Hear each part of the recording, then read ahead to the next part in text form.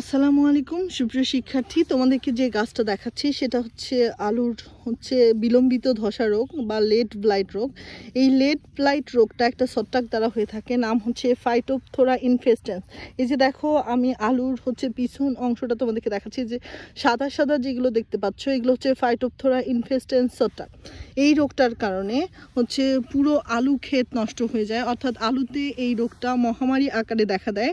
Phytophthora ইনফেস্টেন্সের কারণে তোমার কৃষকের গোটা ক্ষেত পর্যন্ত নষ্ট হয়ে যায়। এই রোগটা সবচেয়ে বেশি ছড়ায় যখন আবহাওয়াটা কুয়াশাচ্ছন্ন থাকে এবং আর্দ্রতা বেশি থাকে।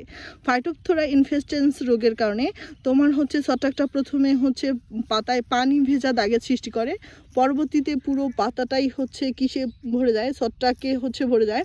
এবং এই রোগটার কারণে তোমার ছত্রাকের যে স্পোরগুলো, এগুলো সেচ, যদি কৃষক সেচ ব্যবস্থা খুব দ্রুত শুরু করে, তখন দেখা যাচ্ছে যে প্রথমে 2-3টা গাছে থাকলেও পরবর্তীতে পুরো গাছে ছড়িয়ে পড়ে। তাহলে আমরা এটা আলুর কোন রোগ দেখলাম?